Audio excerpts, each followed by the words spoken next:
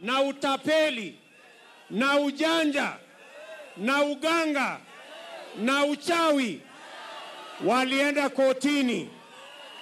Wakafika kotini, wakakutana na wale wako huko, wakapanga njama na kutekeleza mapinduzi, kupindua amri na uamuzi wa Wakenya milioni 15. Na sisi tunasema hapa, we want to tell our Supreme Court from Uhuru Park, we are watching you, my friends. The Supreme Court of Kenya was used by conmen. They conspired through treachery, conmanship, and deceit to shortchange and subvert and overturn the will of 15 million Kenyans and the decision of 15 million Kenyans. We are telling the Supreme Court sooner than later, you should come to your senses and apologize to the people of Kenya for this great evil you have committed to the people of Kenya. Deputy President William Ruto yesterday at Uhuru Park, of course, addressing the supporters. So in studio, I have Mheshimiwa Gladys Wanga, Homa Bay Woman Rep, and we have Isaac Mwaura, who's a nominated senator. Thank you for staying with us. So just listening into what Deputy President William Ruto had to say, Mheshimiwa, let me begin with you. Does the Supreme Court owe Kenyans an apology? But why should the Supreme Court owe Kenyans an apology, Linda? You know, it cannot be that when it goes your way, it's good. What's good for the goose must be good for the gander. In 2013, the Supreme Court is what put in William Ruto and Uhuru Kenyatta into the presidency. We did not agree, but we were not seen anywhere calling them Wakora, Wajanja, Waganga, and all those acronyms that the Deputy President is using. And in fact, when he talks about Wakora, you wonder who is Mom Kora. If you put Maraga here and put William Ruto here, who the person Kenyans will tell you is Mom Kora than the other. It is a big wonder. So what Jubilee is doing, and it is not just the Deputy President. The President has called the Supreme Court Wakora. You know, they have demonized them. It is unacceptable. The Supreme Court did their job. I'm sure they will stand by what they have done because they did what was right for Kenyans. Jubilee tried to steal the election. The Supreme Court brought it back into the hands of Kenyans. If they truly won the election, they have nothing to fear. Wacha watu warudi. Wacha watu wajipange, watu warudi kwa debe. If they truly won this election, they have nothing to fear and nothing to talk so bad about out at Uhuru Park. They should just put out their agenda. And when they say wembe ni ule ule, we know hiyo ni wembe ile, ni wembe wa kunyoa wa Kenya through Eurobond, through NYS, through the standard gauge railway, through all the corruption that has been going on in this country. Ile ndio wembe wanataka kunyoa nayo wa Kenya tena. And I'm sure Kenyans will say no to that wembe hiyo. Iliwanyoa in the last 5 years, it cannot nyoa them again. Mheshimiwa, if Jubilee is assured of the win that they had on August 8th, then they have nothing to worry about. Yes. All the insults and the name-calling on the Supreme Court judges and indeed the institution should not even be there. I think, Linda, clearly, we are learning these issues from the best. When the 2013 Supreme Court did not agree with Raila Odinga, by then you were on the other side.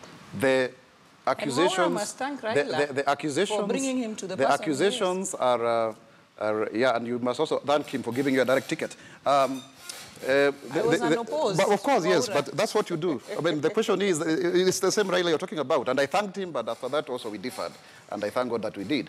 The question that I'm trying to say is that the issue that we have in place here is a Supreme Court that is highly compromised. How?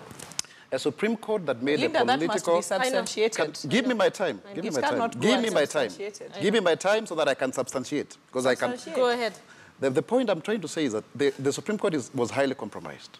The Supreme Court made a political decision without... And then after that, they made orders. They never gave us a summary of what they considered that went wrong. When you look at the summary of, particularly for me, not even Joe Kindungu or Jackton Ojwang, it was very well considered. And that in itself, and in fact, Abdul Nasir, you remember, he also said that this is where we have a problem with. Now, give me my time. When we come to how they determine this court case, we have information. And that is why the president has said we will revisit this issue. We have information on how this Supreme Court was compromised. Oh. And because we ourselves... You do realize you've just said that on national TV, yes, for sure. So I want you to substantiate that. We have information. I will not disclose it here, but we have it. And I want to tell you this, Linda, and also you need to be non-partisan in this discussion. I am very non-partisan. No, you may appear to be a bit whatever. Let me say this. This is the same. No, it's the same. Intimidation. Can you? The best bully of our politics is Raila Odinga. He's the one who has been intimidating the IBC, the NIS. Let me explain this. Explain. And explain very clearly. Explain. That what we knew ourselves as Jubilee is that we had the numbers. We had no reason whatsoever to interfere with the IBC. We had no reason whatsoever to talk behind the back to the Supreme Court. Our candidate had been declared a winner fairly. Our candidate actually had been gazetted.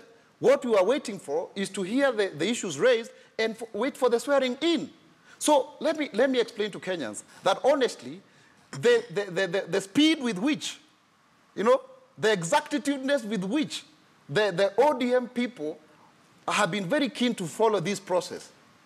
The subterfuge with which they were using to say, oh, we are not going to court because they were already prepared is very suspect. And even now as we are speaking, they know very well that they would want to hoodwink Kenyans, that they are ready for an election, when in actual sense they are not. So, Supreme Court, you cannot come and tell me, oh, Maraga is beyond reproach. Maraga himself, even when there was a hearing about him, there were issues that were raised about his integrity. Hold on, so you still maintain that NASA team are not ready for this election? The NASA team are not ready for this election. Okay. That is why they are bringing roadblocks. They have always done so.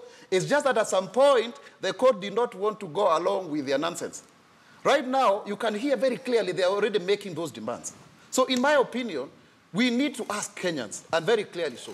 If you know very well that you cannot win an election, let Kenyans decide through the ballot. And let me tell you, Linda, that why did the Supreme Court, for example, in its own judgment, simply rely on clerical errors instead of even saying the ballots are safe? Why can't we recount them? Why was that not an option? No, you cannot just go ahead. Let me respond to that. But you need to give her time to also speak. Yes, because but when you give her time, you're saying I'm non-partisan. But let me finish my point. Okay. But you can't finish all the time. Let me finish. That is why this show needs to be balanced. You cannot have a situation where you have a Supreme Court that clearly seems to be taking orders from NASA, and you expect us to come and say that this Supreme Court is okay. You cannot have a situation where we see a member from Chebukati, who was an ODM Life member, who vied with ODM in 2007, a member that reflects the pronouncement of NASA, and then you come and tell us that we'll sit pretty. So you even have an issue with the content of the memo? We have an issue with the content of the memo because they do not emanate from the judgment of the Supreme Court. Okay. Linda, you can see the anger. You can see the intimidation. Because of the stolen victory from you people. No. We won. You can see the anger. You can see the intimidation. And this issue of revisiting the Supreme Court, or we shall revisit, that is a threat. And that is a threat that is unacceptable. It is a matter of fact. No, this is a threat that is unacceptable. And to come to this table and say that the Supreme Court is compromised, or we know who brought, bribes or whatever to the Supreme Court, is completely unacceptable if Mwaura cannot substantiate. He says he can't give the information. I find that completely unacceptable. And it is just in the anger. Because you know what Jubilee wants? They want to have their way or the highway. When we completed this election, we said we were not going to go to court. They said, Uhuru said and Ruto, oh, if you are aggrieved, go to court. There are channels provided for in our wonderful, they even called it wonderful constitution, which provides for court, go to court. Now, when we went to court, they are now complaining about it. And then they say that we are not prepared for this election. We are absolutely prepared for this election. We have gone to this election on 8th of August. We won this election according to the numbers. And these are the numbers that are on the IBC server. And this is why nobody is willing to open up that IBC server. Of the real results that came from the polling stations. Because what was showing on our screens was that somebody blocked all the results that were coming from polling stations and connected to somewhere where they are the ones who were doing the feeding in the results to get the results, and then they were busy manipulating the Form 34As, the Form 34Bs, so that we could get to where we are going. But that aside, I think the real issue that is on the table here, and that we must talk to Kenyans about, and we cannot brush over it. We went to an election. The election was compromised. It was not conducted as per law. We want to go into another election following the orders of the Supreme Court. But we must talk about, as a country, how are we going back into this new election when the same people, the same systems that were at the IBC are still intact? You know, this is the question that we must raise. And when we raise this, when we raise these questions, Jubilee come with noise, you know? And this is the noise that even Maura is trying to make on the show here and intimidate everybody, intimidate you, intimidate everybody, you know. It's not very easy to intimidate me, you know. I know, but he's trying, you know. The reason they're making noise is because they don't want to face the real elephant in the room. And the elephant in the room is, how do we go into the election with the IBC as it is now without addressing the issues that led us to where we went? Are we going to give our sheep to a hyena to take care of them? And this is the question that even Kenyans must help us to answer. Not that when we raise this question, Jubilee are quick to say we'd want nusu mkate. No. That's it. All right. People, you've been watching Crossfire, but the good thing about this is both sides say they're willing to sit down. You didn't give me a finishing. I absolutely have to you wrap started. this up. You started. I finished. People, you started. I have to wrap that this is why I'm saying up. the show was not You balanced. started. Because you started the show and you Mheshimiwa, finished. you can't have all the... But she can't You also have started. it, but you've just had your chance. But I also wanted to respond to her. With Honestly. what? What do you want to... You've been watching Crossfire, people. Thank you for watching. Have a good night. We'll do this again next week. Mheshimiwa, thank you so much for your time. Mheshimiwa, asante sana. Tumeshukuru. People, good night. We'll see you next week.